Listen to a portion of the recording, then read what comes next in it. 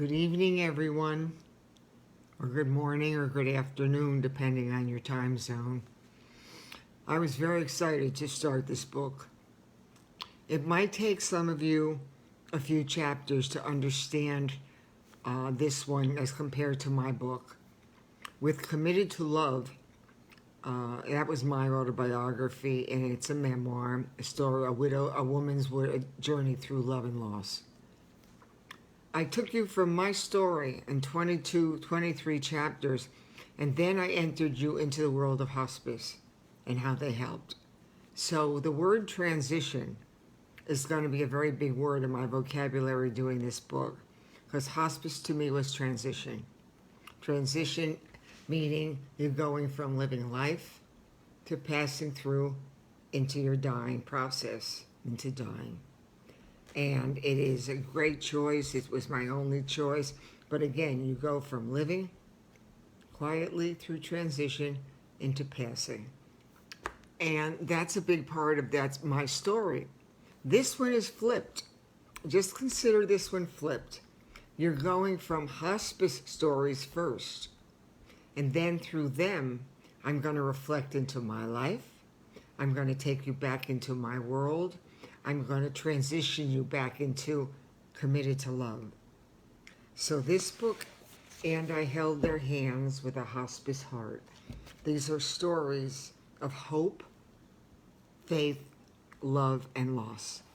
And they are the people that I met when I was in hospice volunteering.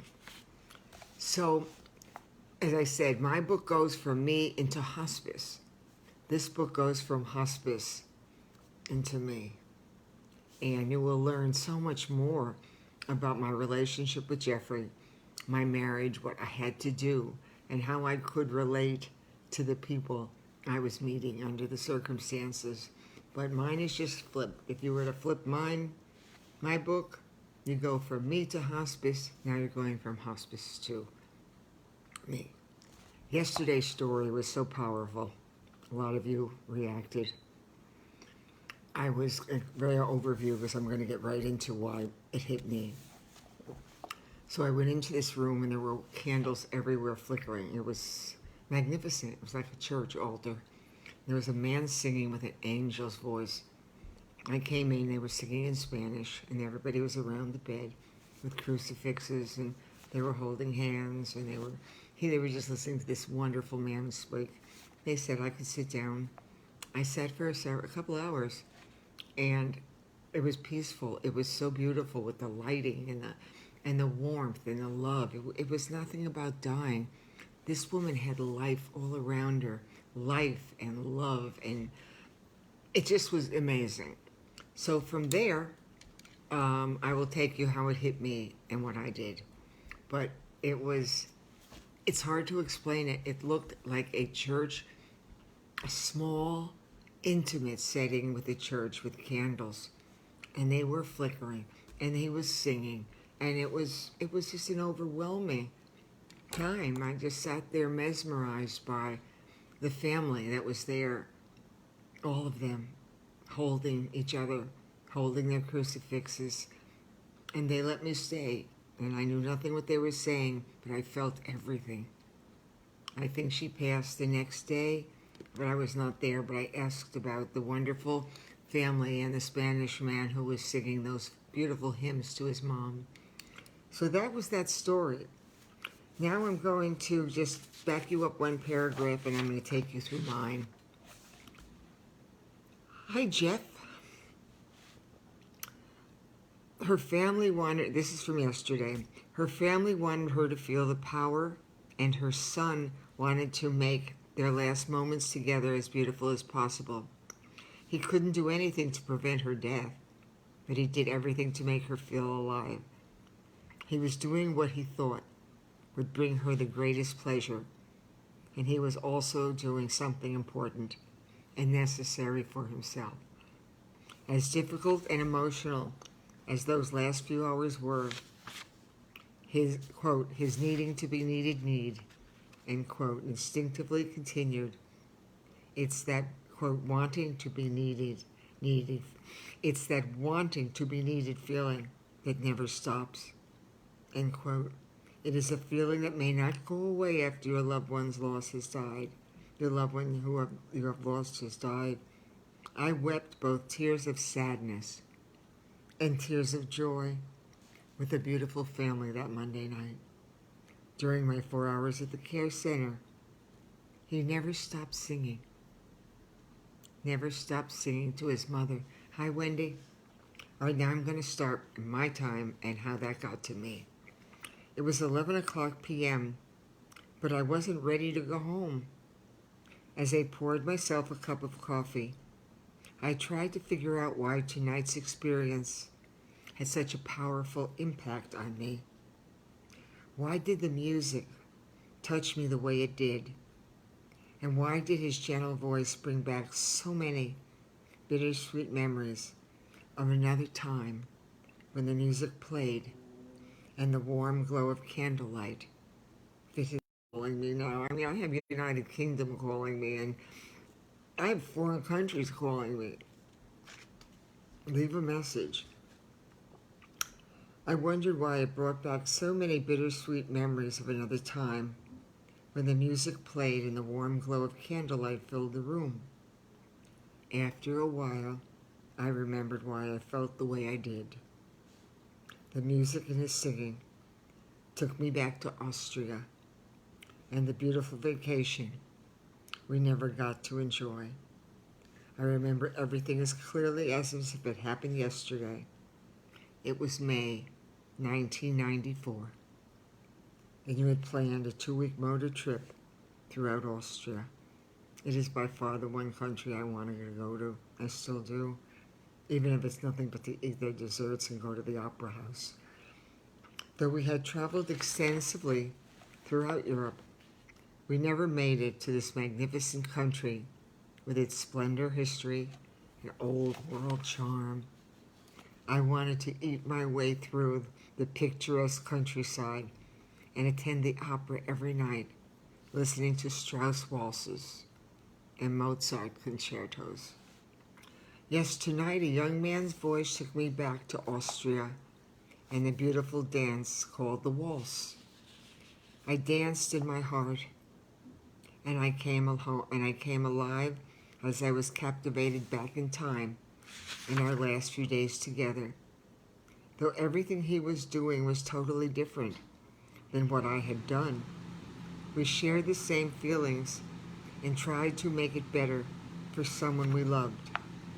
Jeff, we desperately needed this trip to lift our spirits, and we wanted to have something positive to look forward to. But when you were stricken with your third bout of pneumonia, we were forced to cancel our plans. This time the pneumonia weakened you so terribly that you weren't able to fight back. Your health deteriorated very quickly, and by August we knew your death was imminent. That was when I knew there was something I could do to make you feel like we were in Austria again. Oh, how I wanted to thank this man for helping me remember what I did, and may this story help others who want to keep their, quote, needing to be needed need never ending. That's what these stories will be about, how their lives went into mine in a whole different way. One afternoon, while our hospice aide was with you, I went out and bought a dozen CDs of Strauss waltzes and Mozart concertos. I closed my eyes and listened to the beautiful music in the store, and I felt your arms holding me tightly as we danced our favorite waltz under a romantic, starlit sky. I wanted to hold on to that picture forever. That was just a picture in a store. Hi, Pawsy. When I arrived home, your parents and a few friends were with you. Everyone left around 8 p.m., and I said, Jeffrey, quote, Jeffrey, I have a surprise for you. We are going to take our Austrian vacation now, end quote. I turned off the lights and lit candles everywhere. I put the first CD on and we listened as the passionate music flowed throughout our room. The soothing rhythm look took us away from the cruel reality of this horrible time. I held your hand and we pretended that we were waltzing in Vienna under a moonlit Austrian sky. The setting in the bedroom was magnificent, and the atmosphere created celebrated your life and not your death. Everyone who came in to visit could feel the positive energy surrounding you. You were enveloped in a blanket of love, beauty, dignity, and pride. The music played endlessly for 2 days, and on August 17th, I turned off those beautiful Viennese waltzes. I don't know if the music made you feel like you were in Austria, but I hope that for a little while you were, quote, somewhere splendidly clean and deliciously healthy, end quote. I'd like to think that we were together just like we planned. Maybe I did this for myself more than I did it for you, but I wanted to keep you in my life a little longer, and my, quote, needing to be needed need was all that mattered. I am thankful that time always has a way of putting things into perspective. About 2 months before you passed away, you said to me, quote, Susan, I am not afraid to die, end quote. Quote, what do you mean by that? I asked. You said, quote, my life is simpler and easier now because it's out of my control. It doesn't matter what we try to do any longer. I am going to die. All the obstacles have been removed, and my journey is right on schedule. I have nothing left to prove, and everything has worked out the way it was supposed to, or perhaps the way it had to. That's what makes life so different than death. There are no more choices or decisions to make, and no plans to constantly change.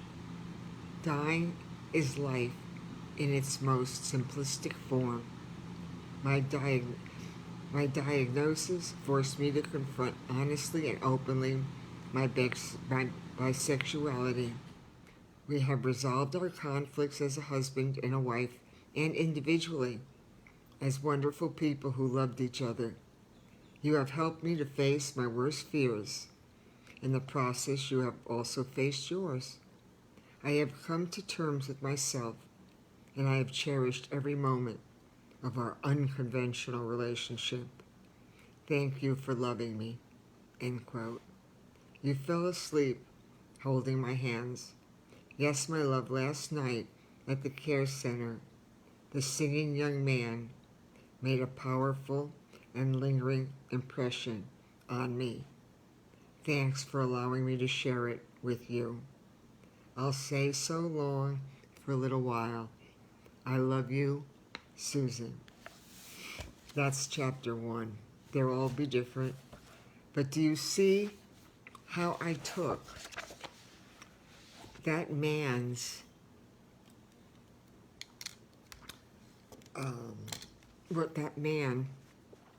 what that son was doing and the family was doing by making it, oh, sorry, Vicki, I forgot to do it again. I took that young man's picture with me. I took his sounds with me.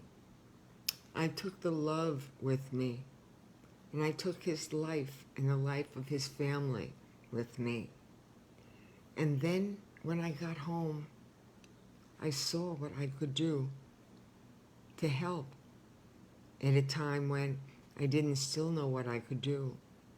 So when I bought all those CDs and I Candles were everywhere. I mean, the whole room again, my room, our bedroom, was all lit up with candlelight. It was just a glow that filled the whole room as I saw it in hospice. And then the Strauss waltzes were playing over and over again. We were in Austria in our minds. We were in Austria in our hearts. You can take your pictures of something you have seen and done that might be overwhelming and not what you want. But if you know that a loved one or a friend or someone you've shared a relationship with is going to pass, these are the things you can do to make it so much better for yourself and others. One of the chapters in my book was how to take an impersonal setting and make it personal.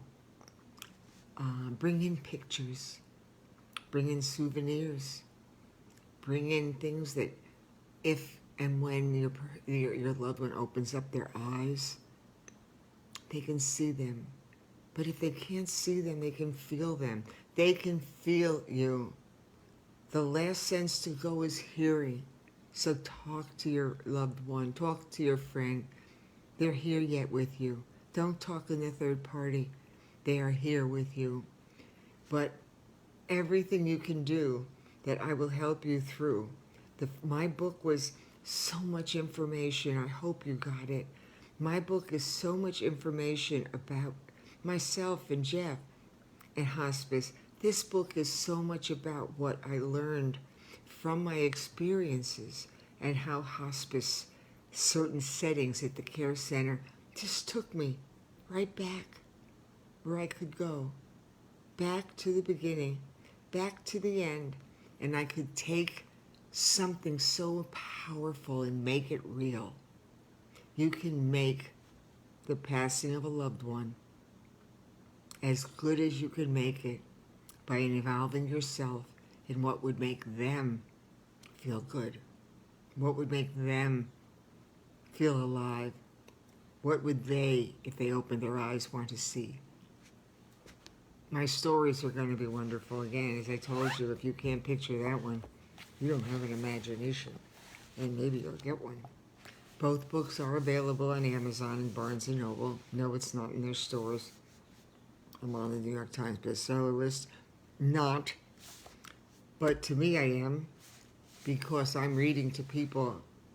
If there were 100 people in the bookstore, I'd be reading to you.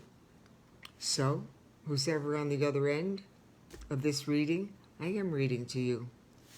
And I don't have to go anywhere, and I don't have to get dressed up. But I do. Chapter 2, we will go into tomorrow. This one, again, will hit you so hard. I'm just going to tell you the title. And then you can reflect on this. Because you have all, at some point, either been through this with a diagnosis, or you're going to be. I keep saying you're going to be. Kids, you're going to be.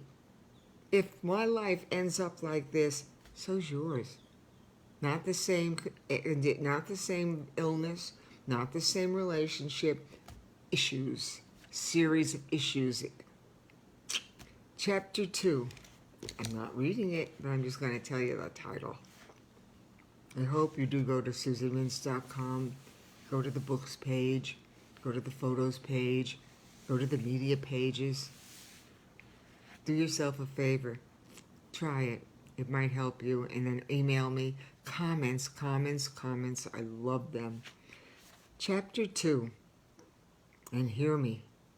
He finally had the truth about his illness.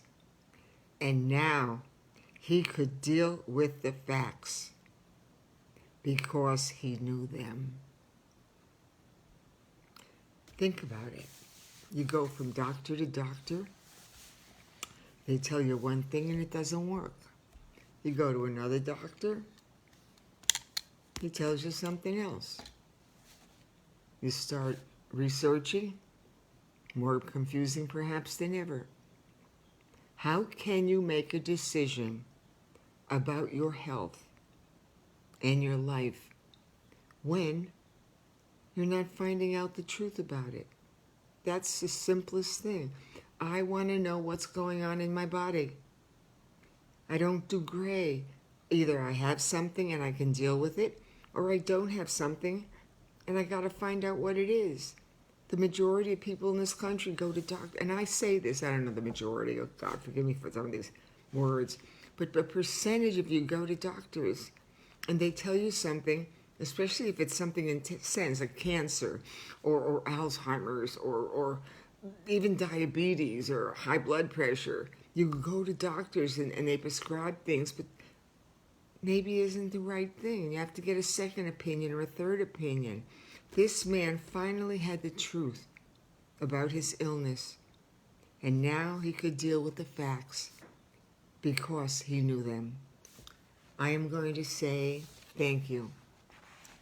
I did find last night I was watching this, and I felt personally a little confused because transitioning and transition are the two words I am going to use.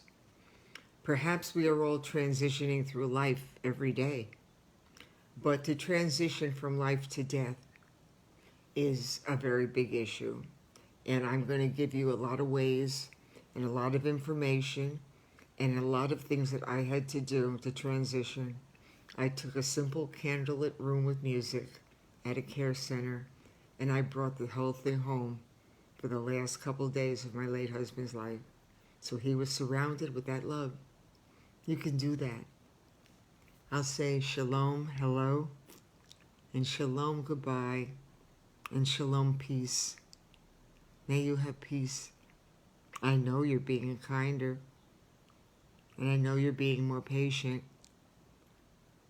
and I know you're calling people and telling someone you care. I've already had a couple of phone calls yesterday from friends just saying, thank you. We care. Okay. The Lord told me to do this. I didn't wake up one day and say, I have got to read from my book and do this. No, I don't. But I've got too much to share. I have 24 powerful stories in this book. And I held their hands with a hospice heart. 24 stories that I documented and put into this book that will pertain to something you might go through. 24 stories in my book. You have 2 books that would not only fill up years of a series, incredible movies, but they're for you.